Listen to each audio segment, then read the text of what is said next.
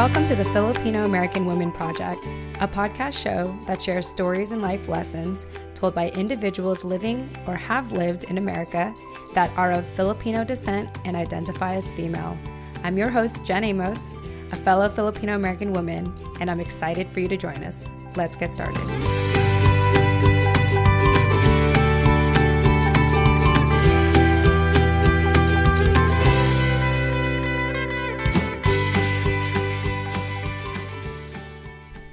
Hey everyone, Amos here, and I am just super excited.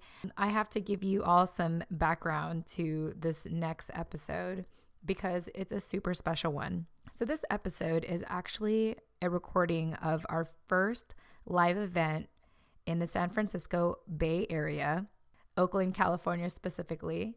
And this was recorded when we had our live event there in December 19th, 2019. Which, by the way, was Jannel's birthday. So happy birthday, Jannel. You'll get to hear a little bit more about her and the things that she has to say in this episode. But it was a really special occasion because, based on our demographics, our stats, based on the feedback we have been receiving from our listeners, we have come to find that a lot of you were engaging with us in the Bay Area.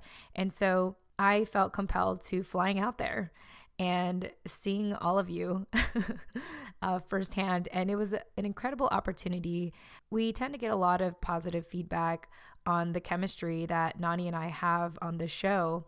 And believe it or not, but December was really the first time we met in person.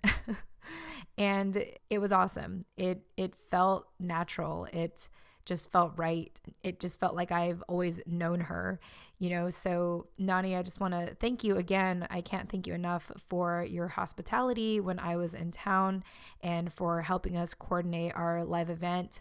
I wouldn't have coordinated anything if you weren't there. So thank you so much for that.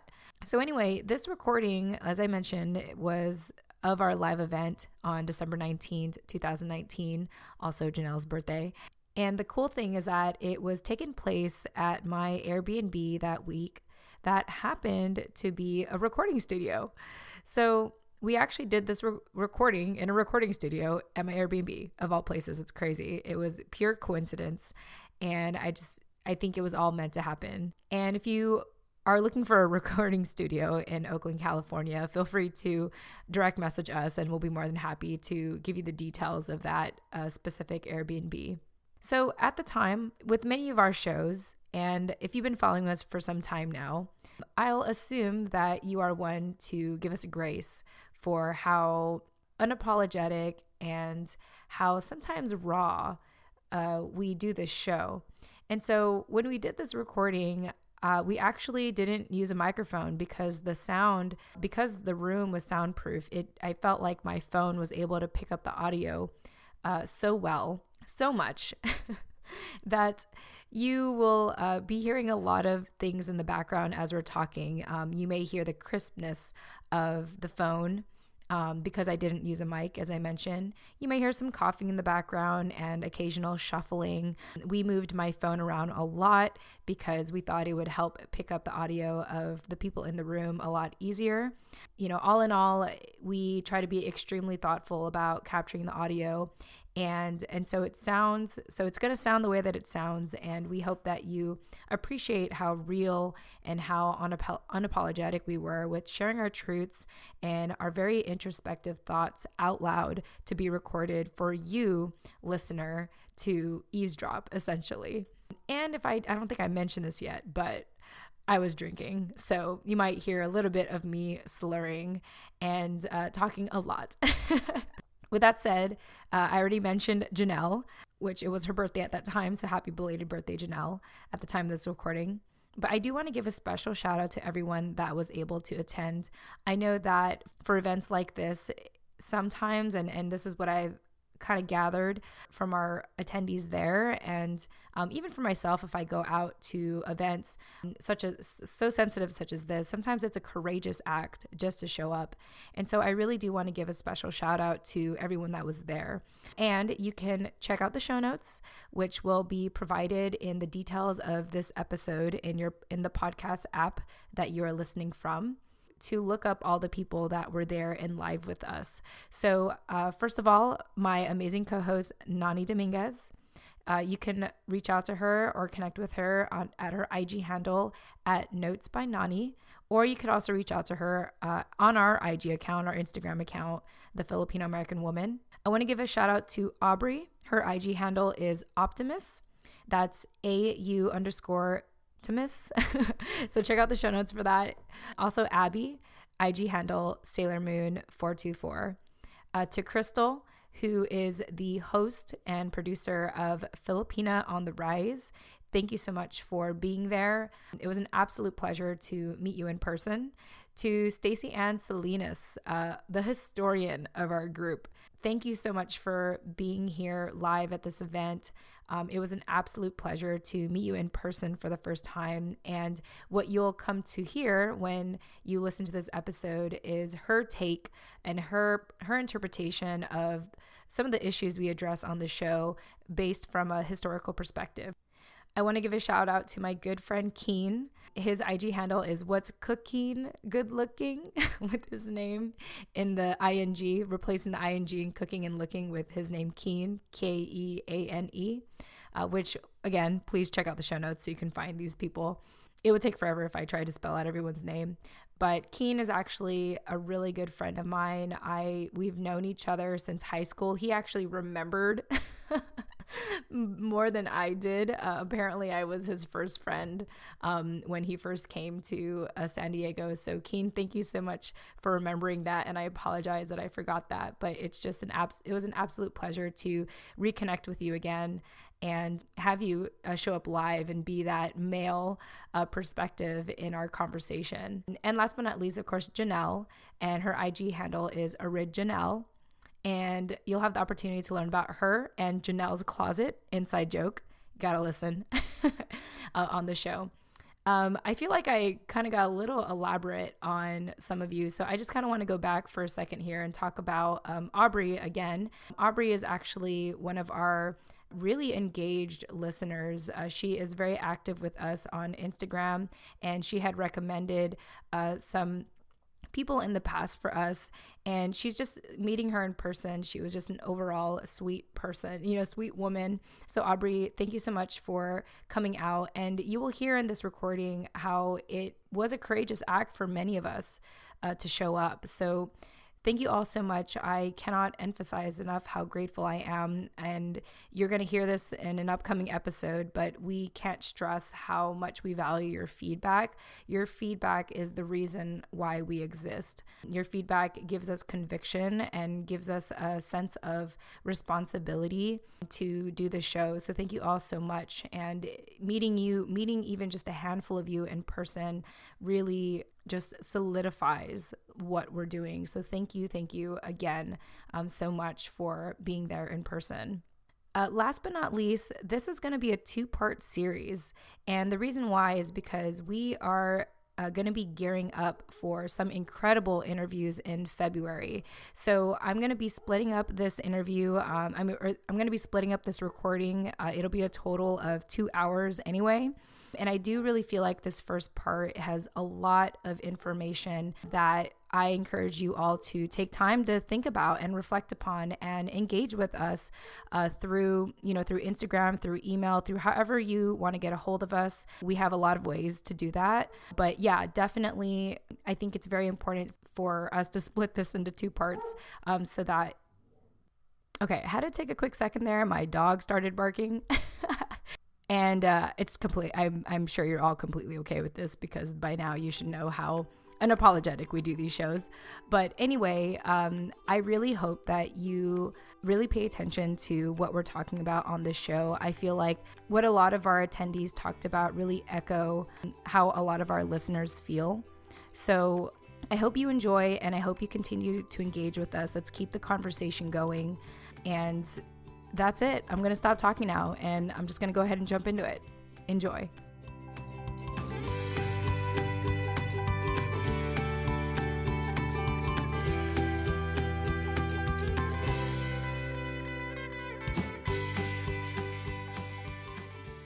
Hi everyone, Amos here with the Filipino American Women Project, and I am super stoked because I am in a room with some incredible individuals here in the Bay Area. And so let me go ahead and start off with my incredible, amazing co-host that I am meeting face-to-face for the first time since we started this podcast. It's super crazy. And if any of you have actually listened to our previous episodes, we did have a special episode in the last month of the Filipino American History Month where Nani and I were drinking for 4 hours. Well, actually 4 hours, and we cut it down to 2.5 hours. Wow. Thank God. But anyway, with that said, I want to go ahead and introduce our co-host, Nani Dominguez, and she's going to go ahead. We're actually going to go around in a circle here, but Nani's going to go ahead and introduce herself and a fun fact about her. So, Nani, welcome back to the show. Hello, everyone. Great to see you all in the flesh. Like in the flesh. Yes. And I'm Nani, and what was the question again? The question is, what's a fun fact about you? Oh. What do you want people to know about you that's like most people don't know about you? Cool. I mean, I was going to say that I have 2 snakes, but you guys already heard that. But not our listeners. Okay, so for the listeners, I have 2 snakes as my pets. I have like a zoo basically in my house. And that's all. Cool. Well, thank you, Nani. Yes. And I am so privileged today. I'm so privileged to be with some of our listeners and allies and just fellow awesome boss ladies and just boss people to actually just experience this recording experience with us in a recording studio for an Airbnb of all places. This was not planned. This is going to be so funny when I listen to the editing later. It's going to be so great because I'm like super zealous right now. But we have some incredible people in the room right now, and so I want them to go ahead and introduce themselves. These are actual listeners and also just people in the community, but they're going to also introduce themselves and share a fun fact about them. So let's go ahead and actually, if everyone can share their IG handle, that'd be kind of cool as well. Sure. Yeah, let's do that. Okay, so Aubrey, go ahead. Hi, I'm Aubrey. I'm from San Francisco. My IG handle is AU_Timus, so optimist. And fun fact about me is, I don't know, the pressure. I like pandas. Oh, that's cool. Why do you like pandas? I like pandas because they are solo, you know. They get together for mating, they raise their child, and then they're on the solo. And that just, I always felt like a clingy person, and the idea of isolation fascinates me. So that's my fun fact. That's very deep. I need a moment here to And they're cute. Yeah. So you love your independence. Well, you love nurturing, but you also love your independence. Yes, exactly. Beautiful. It tells me a lot about you. Thank you. Thank you.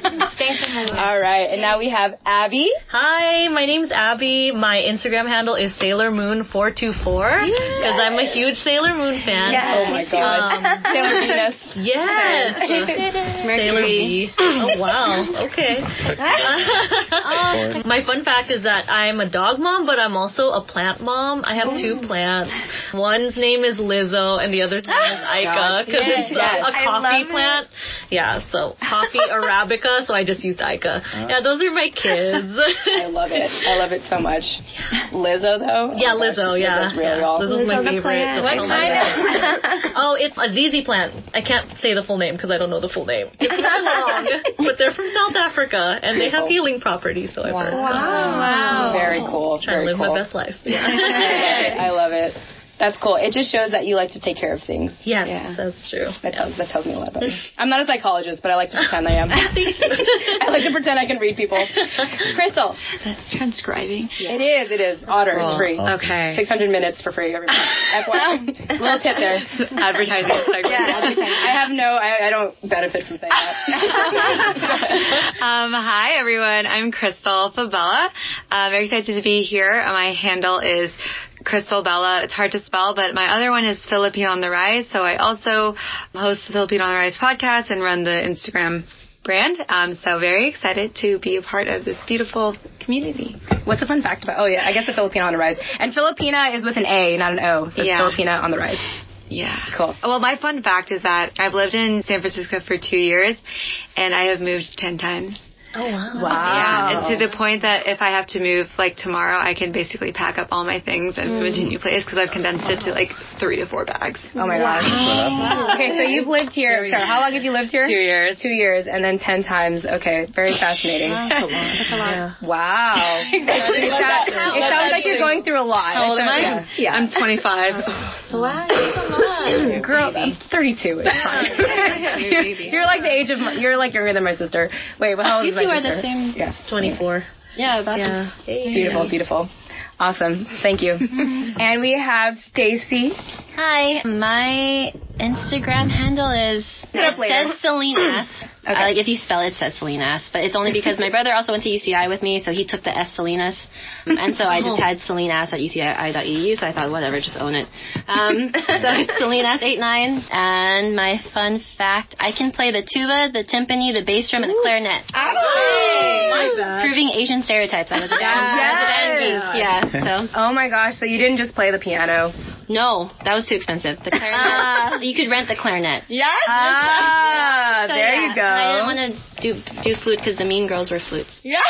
The tip. Sorry, they were mean. Oh no. They were too competitive. I was like, I don't want that. That should have been your fun fact. Yeah, we were bitches. Okay, admit it. That's fine. Okay, there you go. Is that true? No. I'm kidding. Totally kidding. This was like, She's like, well, apparently I was a bitch, so no. totally joking. Okay, and we have an ally. I'm going to identify him as an ally because he's not a Filipino-American woman, but we have Keane here, and he's actually a good friend of mine since high school. And anyway, go ahead, Keane, introduce yourself. Hey guys, just to clarify, I do identify as Filipino and American, but I'm an advocate for the women and for humans in general. I think we have a lot of work to do in our lifetimes, and thanks for having me here. My Instagram handle is What's Keane Good Looking. Oh. So, That is so cute. it's like, I love my puns. I want to follow. WHATSCOOKKEANE. GOODLOOKKEANE. Beautiful. Oh my God. Something like that. And I just want to add that for our listeners, if you did not catch that, you will see that in the show notes because you know how generous I am with the show notes. So just check out the show notes afterwards to be able to find all of these incredible people that are live with us right now being a part of this podcast episode. So you're welcome, as always. Okay, Keane, go ahead. What's your fun fact? My fun fact is that I want to turn my Instagram account into a channel, into my own brand, and to expand home cooks across the nation and world, and to teach what it can take to be able to cook and make a business at home with your food. I have the resources. I'm just putting it into action. Yes, absolutely. Absolutely. Thank you, Keane. Thanks. And last but not least, we have Jannel. Hi, everyone.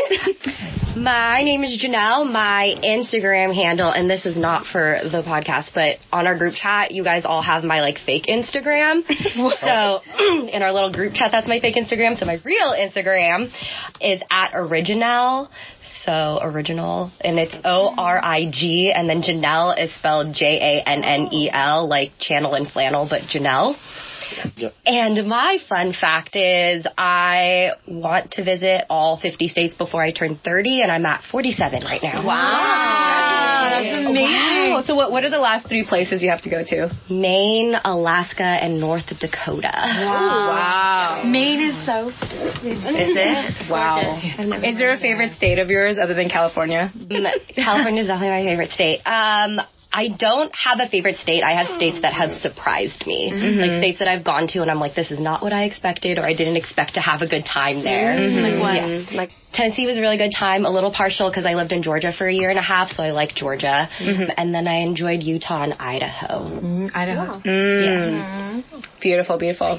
Awesome. Well, these are all the incredible people that are in the room with Thank you, Nani. If you hear that squeaky thing in the background, that's because Nani is like moving my phone around so we can pick up the audio a lot better. But yeah, I just want to thank everyone for just taking the time to introduce themselves for a little bit.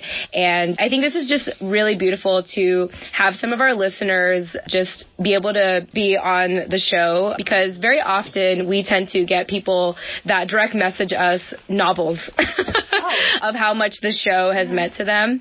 And so it's just such a beautiful thing to like experience it like firsthand and be present with all of you. And that's a lot to say because I'm an introvert, and I think Nani is also an introvert as well.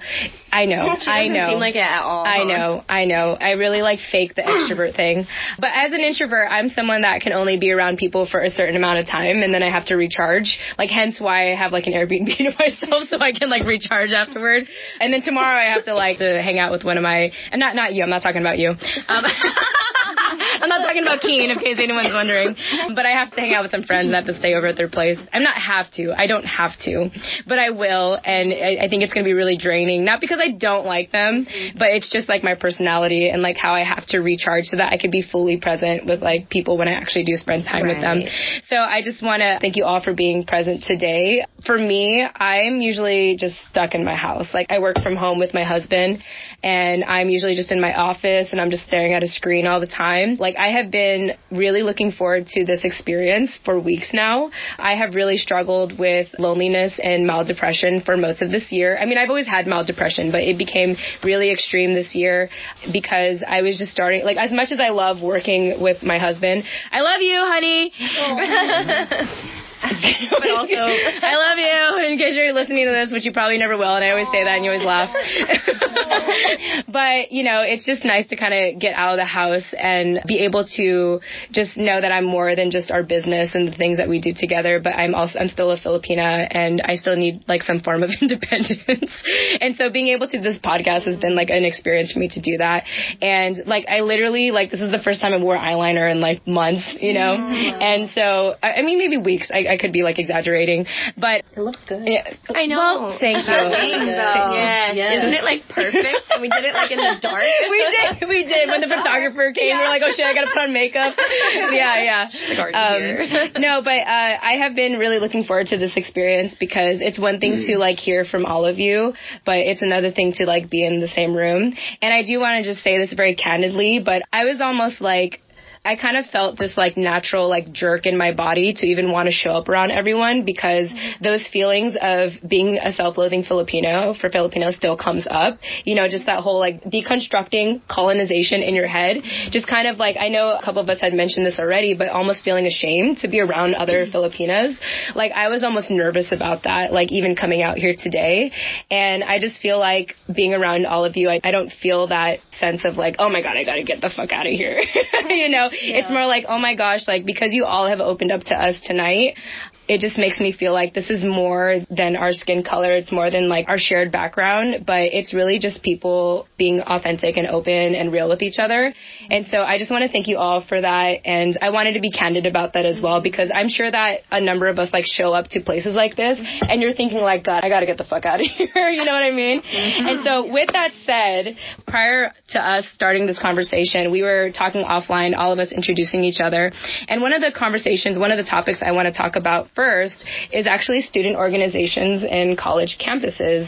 And so kind of raise a hand, how many of us have been involved in a student organization? Ish, yeah. Like, or even just like a Filipino, yeah, or even like a Filipino organization where you kind of felt like this, or Asian organization. I know, Keane, like you're part of APSA, but I'm actually very curious why you weren't really involved in ABU Samahan, so we'll get to that later. But I want to talk about just the topic of like being associated with like Filipino organizations. And I'll just share a little bit about my background. If anyone feels compelled to chime in, feel free to do that.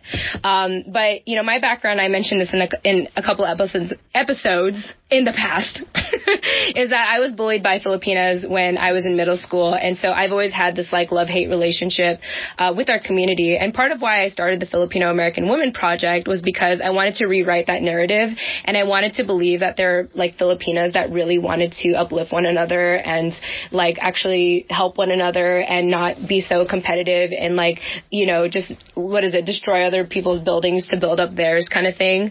So anyway, in college, my freshman year in college, one of my best friends from 3rd grade, he decided to join a PCN or an FCN. And in case you're hearing this for the first time, that's short for Filipino Culture Night. And what that is, at least in my experience, is that it's when a bunch of Filipinos come together and do this theatrical show to tell a story about, like, you know, the Filipino American experience. It could be anything from, you know, history, it could be like current issues. It also usually incorporates Filipino dances and what have you. And so I remember he invited me to watch this this FCN, and I told him immediately, I was like, I'm only going to watch it because you're my best friend. But I knew, like, my freshman year, I was like, I don't want to be involved. Like, I don't want anything to do with the Filipino community. But when I watched the show, I just completely fell in love with it. Like, I immediately, like, I actually loved it so much, I came to watch it the next day. This was Desiree's FCN. I don't know if you were there for that. Desiree Quizon. What was the title of it? It was Malakas ang Puso, I think. It was about, like, martial law. I'll have to get back to you on that. But anyway, it was in 2007, 2008, around that time. Anyway, I'll tell you more about it later. All right, Amos here, jumping into the middle of our show, as I always do, to remind you why this show is possible. So, you know, at the end of every episode, I tend to say, if you didn't catch our guest contact info, don't worry, we'll have those in the show notes. Check them out. I worked so hard on them. You're welcome. Well, it's been brought to my attention that our show notes are not as easy to find as I thought, which is why, starting summer 2020, the Filipino American Women Project is proud to be partnering with Captivate, the world's only growth-oriented podcast host. Captivate is created for independent podcasters, designed from day one to help you to focus on audience growth and the expansion of your audio influence. One way that Captivate makes our lives easier as independent podcasters is by taking the guesswork out of making a website for your show. That's right, a website for your show. So listeners, starting summer 2020, finding our show notes will be so much easier. All thanks to Captivate. You're welcome, as always. If you're about to start podcasting or are getting burnt out from all the extra work of producing one, like building a website, consider a 7-day free trial, that's right, free, with Captivate by visiting thefil-am-woman.com. That's the Fil-Am, short for Filipino American Woman.com. Or, you know, check out our show notes in the meantime, which is in the details section of each episode. Once again, you can visit thefil-am-woman.com or visit the details section of this episode. Malakas ang Puso, I think that's what it was. Anyway, we'll get back to that. But anyway, I was so inspired by it that I told myself I was going to run a PCN. I was going to run an FCN. So 3 years later, I was able to run an FCN. But after the FCN, I had dealt with a lot of backlash. I dealt with a lot of just this whole, like, criticism and just, like, people, like it's very polarized with, like, what I did with the show. And so from then, I was constantly, like, in and out of the community after that. And then part of this project is really about, like, rewriting that narrative and really just finally embracing what it means to be a Filipina, but also setting healthy boundaries of, like, you know, it's okay if I want to step out every now and then, you know? So anyway, that's a little bit about my background in terms of, like, student organizations in college. So I want to open it up to the floor to see if anyone has anything they want to share about their experiences with, whether it's Filipino organizations or student organizations or just like Filipino organizations in general. So does anyone feel compelled to share anything? Well, since I'm next to you. This is Aubrey, Optimist. IG handle Optimist. Yes. When I went to SF State, I was in LFS and League of Filipino Students, and they were amazing. And they were very approachable because they kind of had, like, this, like, radical approach, very grassroots style of organizing and educating from the people, like, from the ground up, as opposed to, like, the academic approach.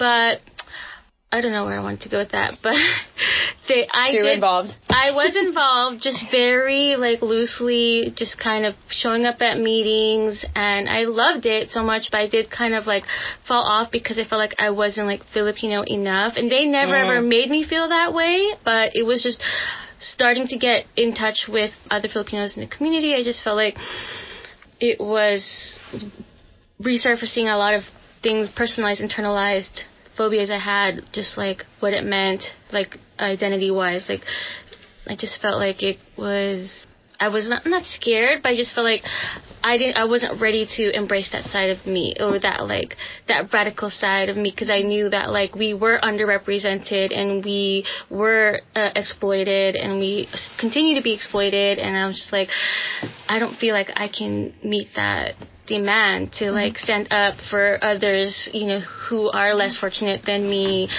because this was back in 2000, and it seems trivial to for us who all went to college and graduated, but there's still a lot of people who don't get that chance, and something we take for granted. And it's funny because I did now almost 10 years later, it's I see a lot of my colleagues from back then. I'm okay, they're doing things in the community, and I'm just I'm still working in a restaurant, and I'm just I don't compare, because I show up in different ways that I'm proud of, and but I feel proud of them, and I feel that's why this opportunity to link up with everyone here is a good segue, because I felt it is very objective and approachable, and very figure it out as we go, and just no one's judging, and everyone's just here uncovering our truths, and I like that. And my friend Glenn, who's from Salinas, I think, or from, what is the other town next to I think I know. Is he a documentary? Yes. Yeah. He works at the Below-Sun Center. Yes. Oh, Glenn? Oh, Glenn Aquino. Yeah. Shout out, Glenn. We'll have to find his IG handle. I remember running into him at SF State, and I was we were in LFS together, and I was where did you go? And he was don't worry about the time you put in, don't judge yourself on taking personal time. That's what's important. That's what builds the communities, when everyone takes care of themselves as an individual. And that just stuck with me so much, and feel I can be an activist from afar. I don't have to be, on the front lines every day, and so there's a place for everyone. Yes. Yeah, so absolutely. Shout out to the organizations that do the work, and being there, and I'm here. Beautiful. I heard a couple yeses. So, Abby, did you want to add anything to that? I'll jump in. Yeah, Filipino orgs. So we were talking in our intros earlier in the other room, and I mentioned that I sort of struggled with my Filipino identity. Yeah. I was bullied in elementary school, and I really struggled. What I took on was this sort of white mask. Yes. Yeah. It wasn't until I actually transferred to UC Davis that I came to terms with my Filipino identity. But even then, I still struggled with it. We had a policy symposium for the Below-Sun Center. It was our first main event. But I never really shared that when I went to that event the first time I showed up, I got so scared. I ran up to the second floor of Wellman Hall, and I just panicked. Yeah. Why? Well, because wait, set the scene first before that moment happened. It's a lecture hall at UC Davis, and I'm a third-year transfer. It's my first quarter of my senior year. Okay. And the Below-Sun Center had just started. Okay. And I was one of the first interns for the Below-Sun Center. And I just started panicking because I felt like I wasn't Filipino enough. That's something that I just kept telling myself. I felt like I wasn't Filipino enough. That's real. Yet. Yeah. You weren't my mentor. Stacey was not in the picture yet. She came into my life. We did Below-Sun Center with nothing. It was all volunteer labor from graduate students.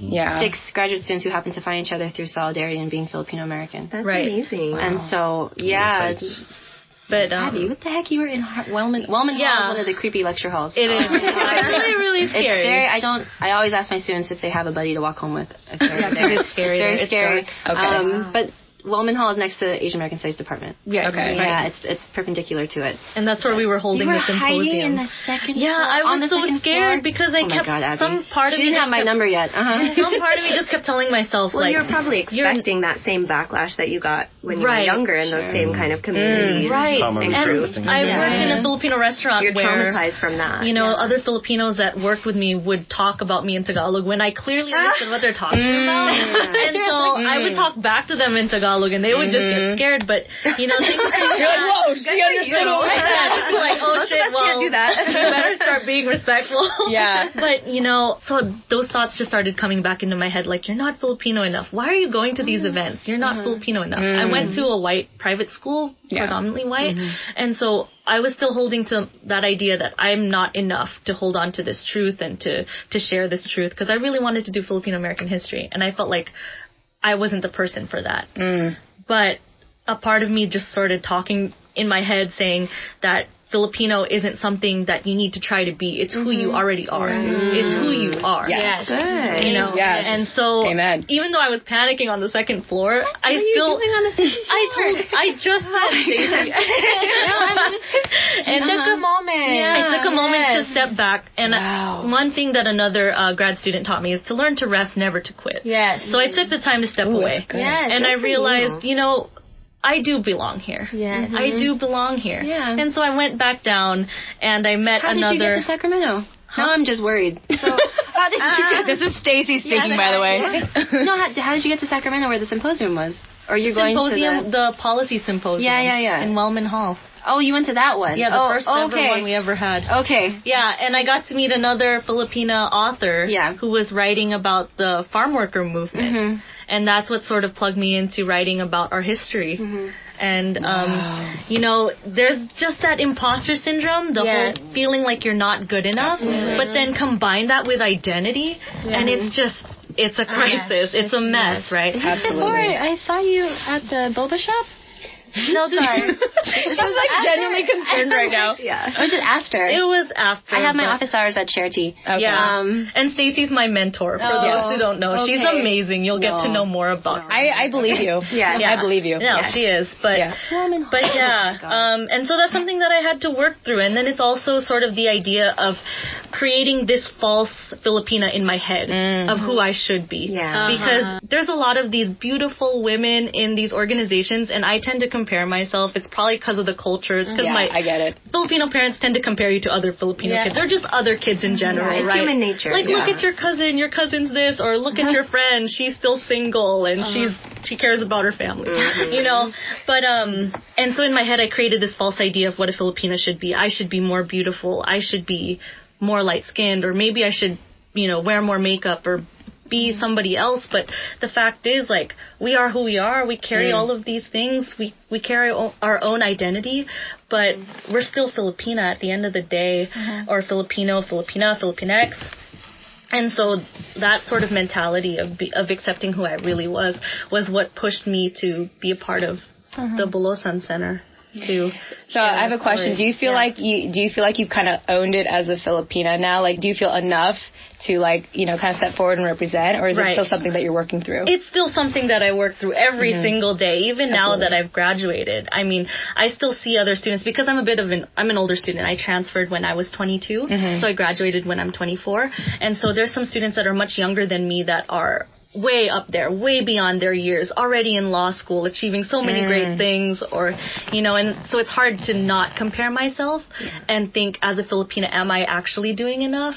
I'm just an undergrad, But at the end of the day, I think what really inspires me is listening to all these other stories, listening to you all and some of the things you're able to accomplish, and also learning from Stacey, who's my mentor. I struggled with that identity for years, and so to see other strong Filipino women, other strong Pinay women owning it, and rising above all these, circumstances that we have to go through, it's very empowering for me to see and to think, don't try to be somebody that you're not. Be who you are, and you can always go far with that. And so, but it is something that I still work through. Yeah. Absolutely. I hear you. Wow, beautiful. Great. Thanks for sharing that. I wanted to see if anyone wanted to add upon what Abby said. I mean, just speaking from my own experience. This is Keane. If you didn't notice. The only male voice in the room. Go on. Well, I'll start with another fun fact, is that I like to pride myself as a rapper. But I don't write enough. And I don't record enough. And it's in there. And the whole philosophy is that everybody's got to rap. You just got to practice it. You find out what it is that makes you the rapper, how to communicate that. And it works best when you're just being true. Yeah. Especially my favorite people, Ruby Barrow, we mentioned earlier. Yes, right. Prometheus Brown. I was sad I never got to meet him when I lived in Seattle, but I know he's killing it up there with his bakery up there. And I look up to these guys, even Bamboo, and I like to see the stories that they're telling, because, I mean, even between those three, Ruby, Prometheus, and Bamboo, there's such different stories, but they all contribute to the same Filipinx identity. It's what I love to see is that I used to feel the same way, in which I thought that I'd have to be more like this person because I admired them so much. But once I stopped drawing comparisons, I started to draw inspiration and just be like, I like to apply that to my life. Right. I like that style in his rap. I'm going to practice that. And, well, I don't really like mumble rapping, so I'm going to enunciate everything because I think it's more professional and it sounds better. And it's what I want to be. So, mixtape coming out 2021. Okay, shameless plug. I just got to get all my shit together. All good. It's going to be the organic cook / rapper in the community. Yeah. Keane's got a lot to offer in 2020, so check him out. Check him out. Check out the show notes on how to find him on IG. Hope to change some lives out there. Yeah, absolutely. Especially my own. Yes. Can I add on to? Yes, go ahead, Krystl. I think that I've met a lot of Filipino women who actually share more similarities with other women than in the sense that, like, not only beginning their journey later in their years of understanding their Filipino identity because they either pushed it away or didn't, engage with it early on. And I think it's never too late to start that journey into your own culture, your own identity, and what it means to you. And some people start that later, such as myself. And there's so many facets of the Filipina identity. It's not just one journey. And I think that narrative is ever evolving just because so many of us come from different walks of life. Some of us are first gen, second gen, or fourth gen. And some of us have grown up in very Filipino households and some in predominantly white. And you didn't speak Tagalog at home, and that's okay. Like, it's really about, like, where are you at in your journey? And like, on the flip side, I always fought being in groups and spaces that felt too Filipino. Yeah. Like, if it felt so Filipino, like, even now, can I just be very real? Yes. Like, I'm fighting, like, these, like, very childhood antics I had, like, where I have to leave because this is too Filipino for me. I fucking hear you, girl. I felt it, like, earlier when I was like, wait, this space, like, these are these, like, this is a really, people are showing them so vulnerably, and it's not like the organizations or the clubs. And I could just, like, I felt it rising a little bit. I'm like, why are those feelings still coming up? When it's just like, I need to start opening myself up to these different stories and not just assuming that these are the same kind of Filipinos that I associated early. Exactly. Exactly. So I just want to be very vulnerable about that because I think that when that happens, that's okay. And, that's okay. And it's not because I feel intimidated by anybody here. But, like, I forever, like, really try to disassociate from being too Filipino when it's like what you said, it's like where you are. And then you're going to find that there's something so beautiful and multifaceted about the Filipino identity, and your story is just as Filipino as anybody else's. So I want to kind of touch upon. I mean, I just want to see real quick if anyone had anything else they wanted to add. Oh, thank you, Nani. Actually, give me a second. Let me just remove this from my phone. You can see my phone's, like, really cracked. Obviously, I drop it a lot, but I figured it'll catch the audio a lot better. I just want to see real quick if anyone had anything else they wanted to add about, like, student organizations. Yes, go ahead. This is Jannel, who actually is an advisor for a Filipino student organization. So speak, girl. Speak. So I actually just wanted to bounce off exactly what you were saying. The idea that, like, Krystl. Yes, with Krystl. IG, Filipina on the rise. Check show notes. You're welcome. Okay, go ahead, Jannel. Just the idea that your journey really starts whenever it does.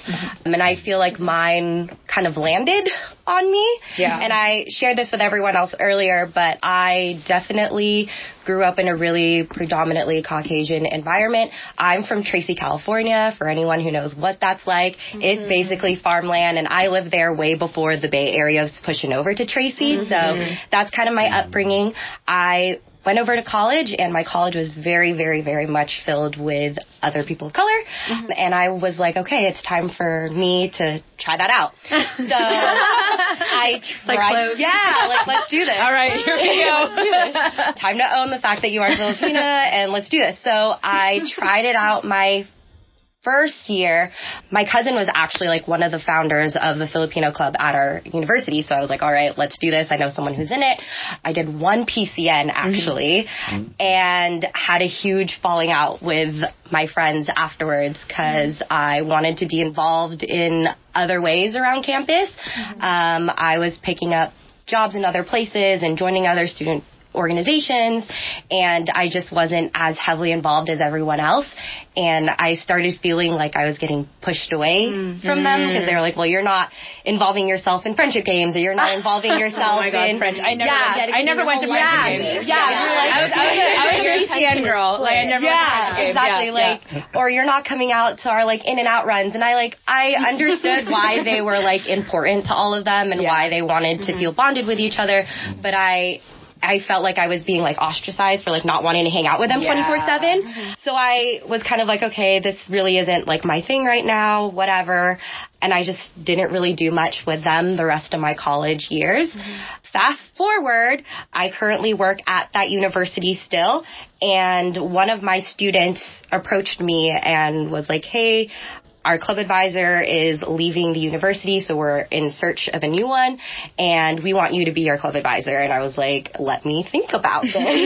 I don't really have great memories of the student organization, so let me like sit on this. And they immediately were like, well, you really don't have a choice because you're like the only Filipina person on our campus. And so I was like, all right, I guess I'll do this. All that to say that I feel like I have this like added responsibility to figure out what it means to be Filipina for myself, what my responsibility is to them and to everyone else, and how to make sure that my experience is serving them in a way that like I feel like I wasn't being served when I was a college student. Wow. And you guys have mentioned this, a lot of people have actually mentioned this in your podcast previously, but I feel like people show up the way like other people never did for them when they become adults. And that's a lot of the reason why I feel really passionate about the work that I'm doing right now, because I don't feel like I ever saw my own face in the spaces and places that I needed, especially in this student organization, from someone who was older and could really speak to us in a way that I feel like they need to be spoken to outside of like the things that they're doing currently.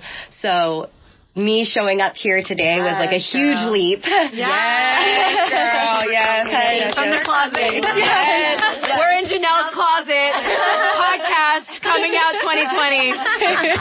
Stay tuned. Because I never have actively decided like I'm going to show up to something like this or with a lot of people. And so it was actually relieving to hear that there weren't a lot of people at this when you like sent out the big invite and I was like, oh, there's only like 7 people. Great. No, it's funny. I'm glad that you brought that up because like we were very subtle about marketing it. Like we kind of just wanted to put some feelers out there, and we're like, okay, like if like 5 people show up, that's like enough. Like we're good. You know. So we knew we wanted it to be very intimate, and so I'm glad that you came out because of that. Out of your closet for a little bit. If there were like 20 people on that list, I would have been like, I'm sick. Like, I get it. I hear you. So thank you for saying that, because I really feel like I've gotten to this point where I'm like, oh my God, is it too late to figure this out? Like I feel like everyone did it in college, you know? And I feel like you get surrounded by that idea that everyone does a lot of their identity finding in college, and I didn't do that. So it's nice to nice and kind of a blessing in disguise that it just kind of fell on me, and now I feel like, all right, it's time for me to like figure this out. You know, your story reminds me, a lot of the mothers we've interviewed on our show were like, they only started caring about their culture because they became a mother. Especially if they were like, their child was like multiracial. They're like, oh my gosh, like I don't want, like with Rhea Predican, one of the first interviews we did together, she was all like, I don't want to be known, I don't want my child to refer to me as like, oh, my mom's Filipino, like that's my Filipino mom, but I'm not Filipino. You know, so it to me, it sounds like you kind of inherited these kids. And now you're like, okay, like, responsible for them. And now you feel responsible. So I think it's so interesting how like we all wake up to being Filipino at different stages of our life. Hey everyone, Jen Amos here, just cutting into the middle of the show like I always do, but also at the time of this recording, we did have to take a pause. So I thought I would use this opportunity to give a shout out to Mestiza Taqueria, which was a restaurant in San Francisco Bay Area. They're on Bryant Street. They were so gracious to cater our event. So I just want to thank you specifically to Marianne for working with us, and also to Nani, of course, for helping coordinate with them to cater for us. Just a little bit about Mestiza Taqueria. It was created and influenced by the Filipino roots of the owner, Diana Sisson. So shout out to you. Shout out to Mestiza Taqueria. Really encourage you all to learn more about them, especially if you're in the Bay Area, and check them out. And if you want to learn more about them, check them out in the show notes. All right, let's get back into the interview. We had an abrupt commercial break because Krystl, IG handle Filipino on the rise, had to leave. And so I escorted her back to her boyfriend's truck, and it was great. And we bonded a little bit more. And I was drinking as I was bonding with her.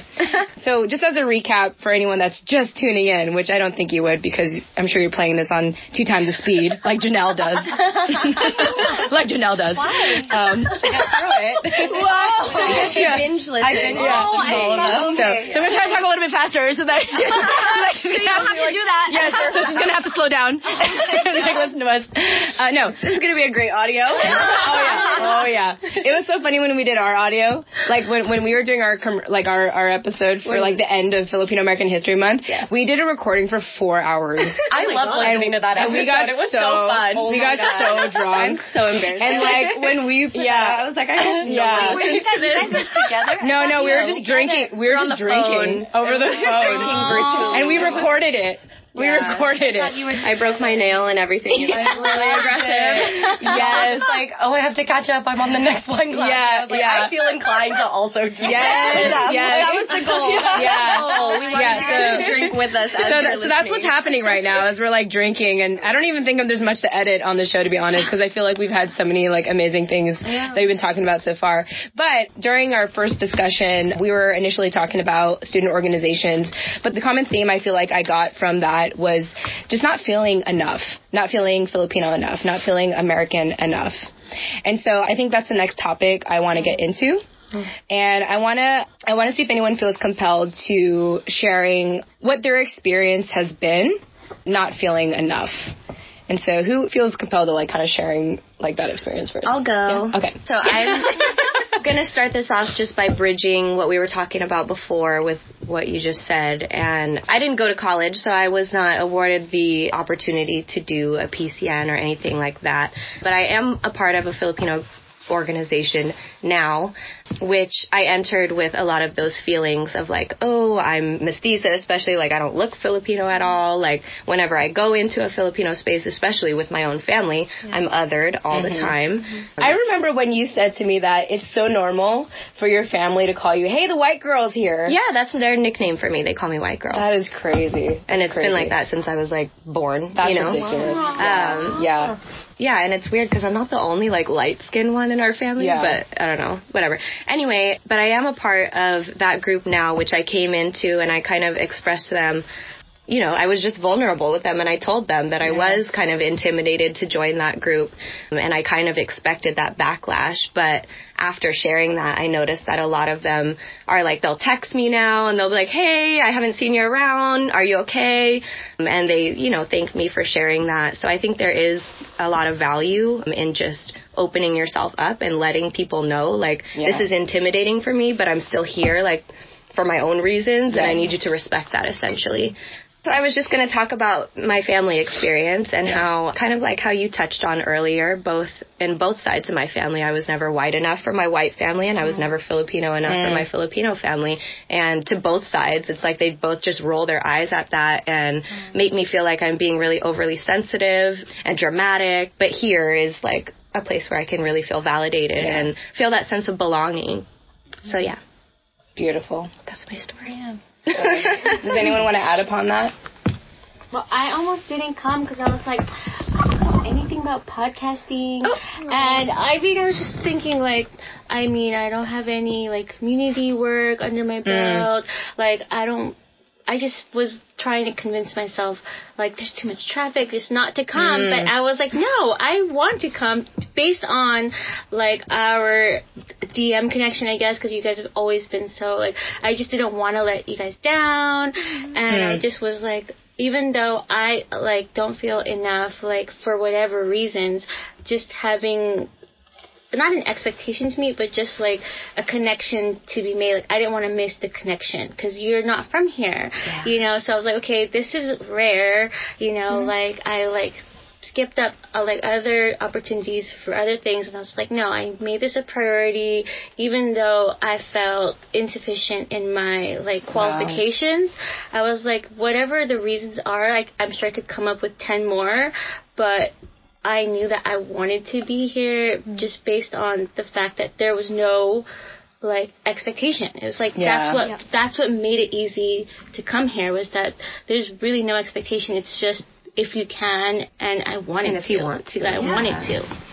I love that. I'm so glad. I'm so glad we like somehow marketed it that way. Right. I mean, that was the intention, but it just makes me think of all the other people that saw that post and who felt that way and who didn't act on it. Yeah. You know what I mean? Yeah. Because if everyone could hear you say that right now, how many? Which they are. People, well, yeah. Don't blame them.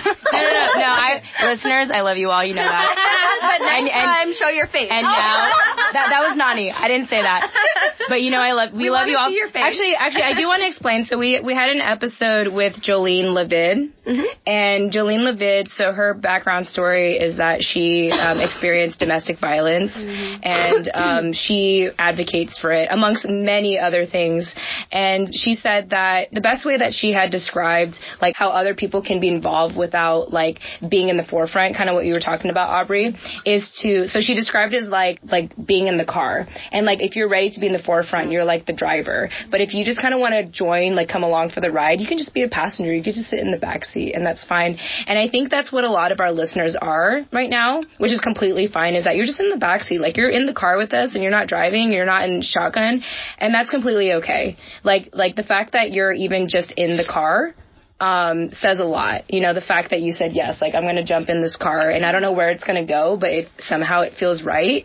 And I'm just going to be a part of it. And I'm just going to trust the people that can, for whatever reason, like, they can be more articulate than I am. And maybe in following them, I can eventually find my voice and be able to explain, like, why am I not ready to speak up yet, you know? And so I love, Aubrey, like, how active you've been with us. Like, real talk.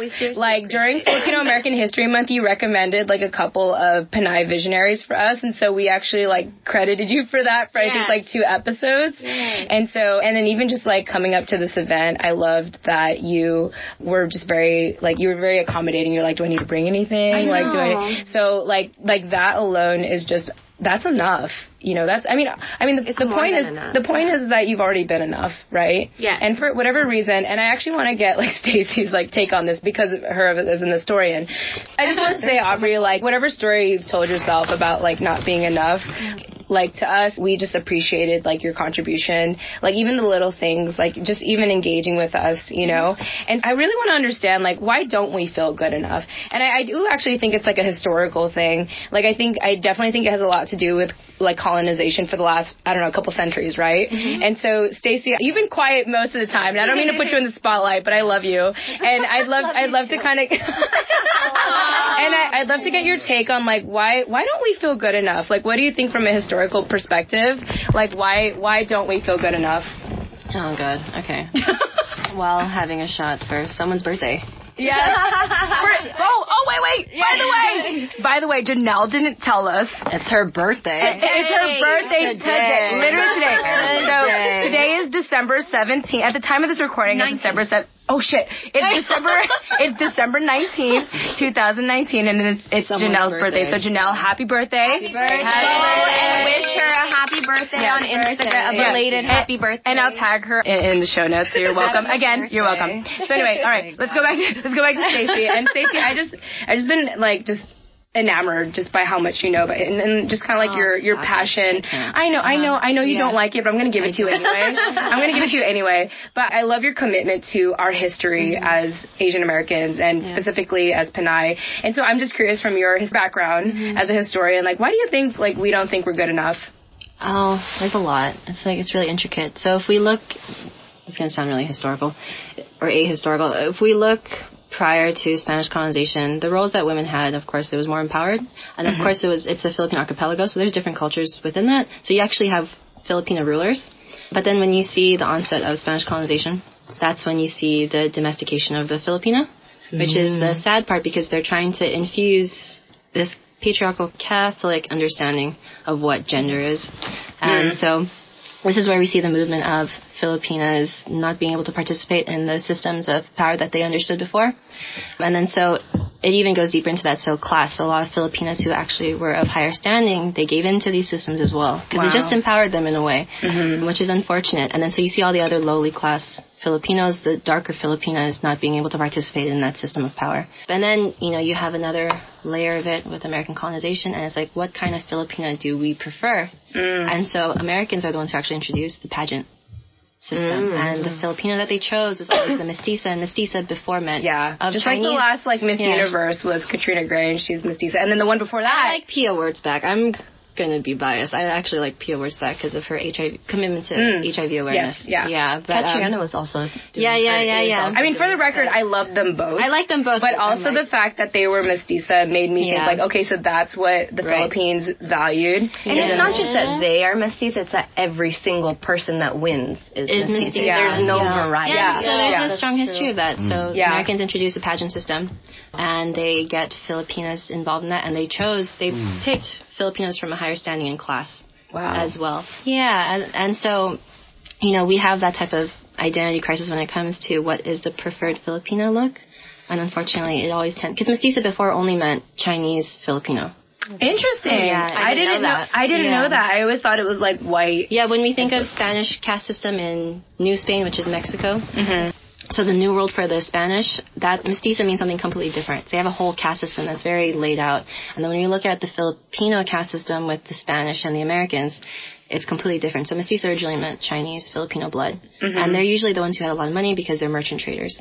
And then when we think of Spanish mixed with Filipino, there's another name for it as well. And then you have a specific name for those who are indigenous, who are darker complexion, whose ancestors you can trace back to Madagascar. They're called negritos. And I think we all know what that means. Where that stems from. Yeah, exactly. Yes, wow. Yeah, and so you already establish a caste system based on beauty, but it's a westernized understanding of beauty. And then so, of course, the Filipina, because we're so diverse, there's over 100 dialects, 120 dialects. Of course, not every dialect and ethnic enclave is going to be able to assume into that role. And so we have all these misconceptions and identity crises when it comes to beauty. Absolutely. So it's just a whole history of denying this idea of what is a Filipina.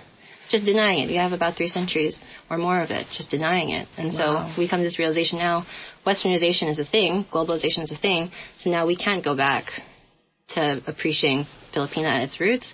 So that's, again, things like TFAW makes us appreciate what is the complexity to the Filipina.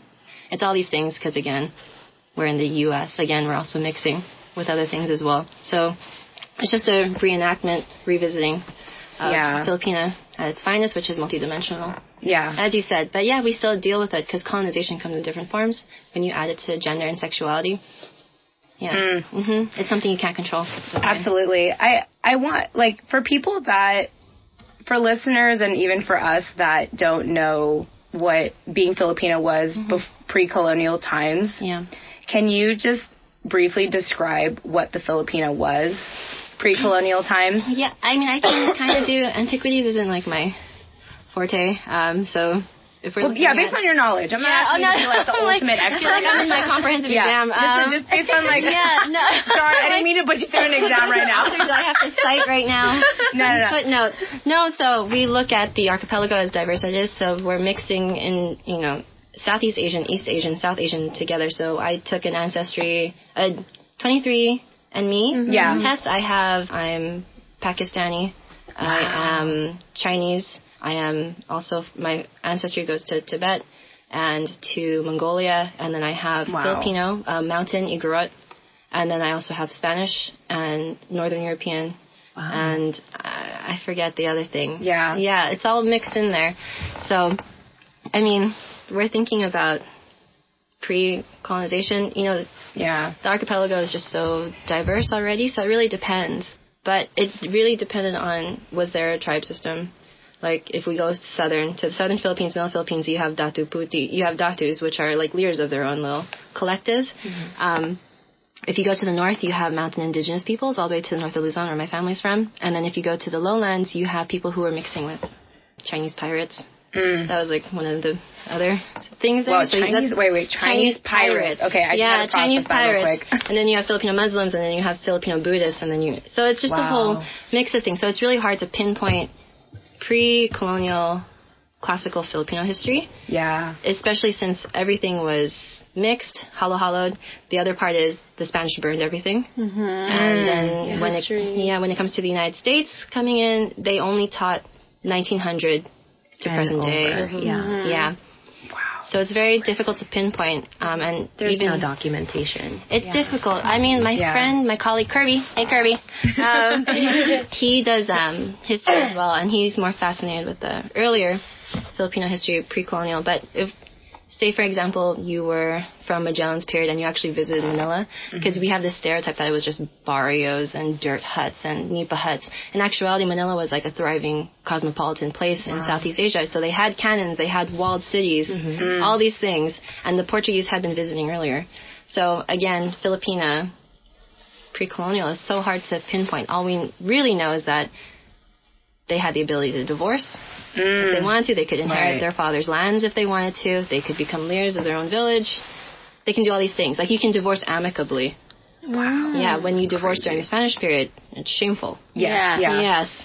So there's only some things we can pinpoint.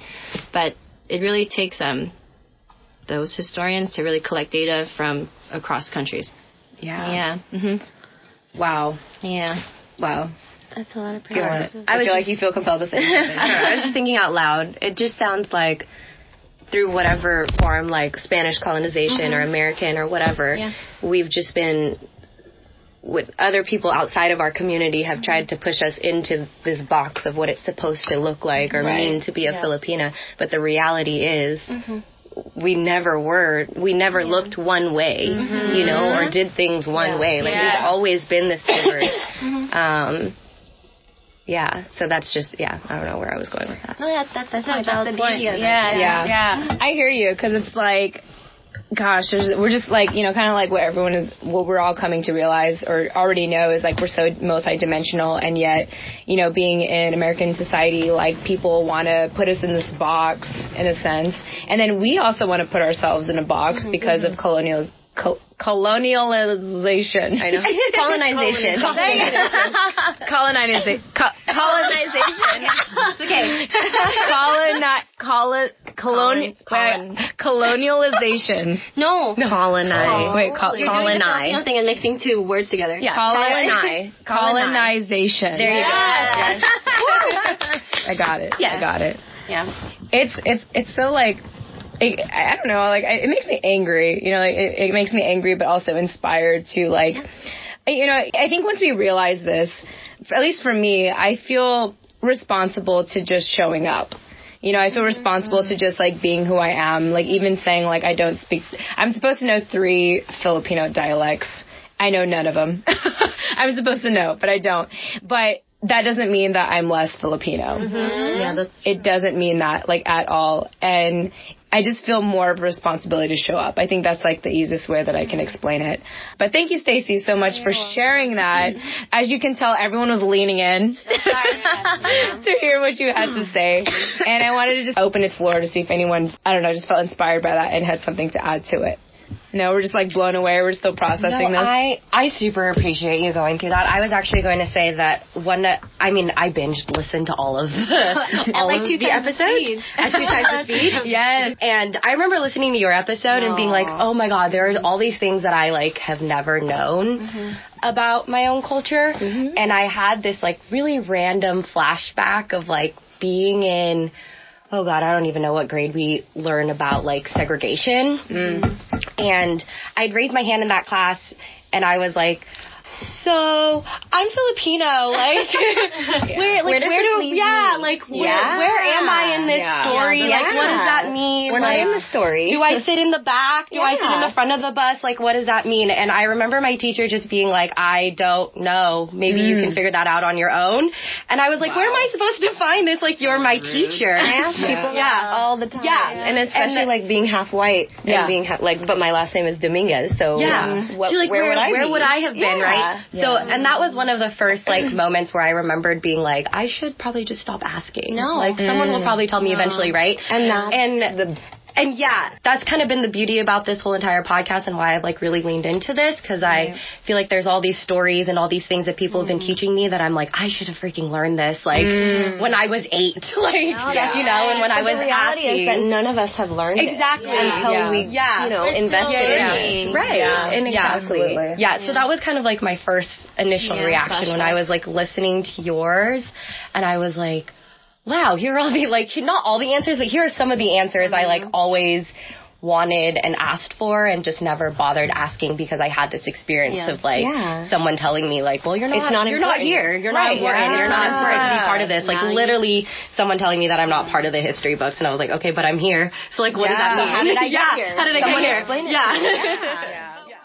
All right, everyone. I hate to cut in as I always do, but I do have to say that this concludes part 1 of our live event recording back at San Francisco Bay Area in Oakland, California. I want to thank you all so much for listening, and I hope that between now and part 2, which will get released about 5 days from now at the time that this was published, I hope that you have a conversation about this with your peers and people you feel comfortable talking about with, or also you engage with us on Instagram or email or however you would like to get a hold of us. So thank you all so much for listening, and we look forward to speaking with you in the next episode. Tune in next time.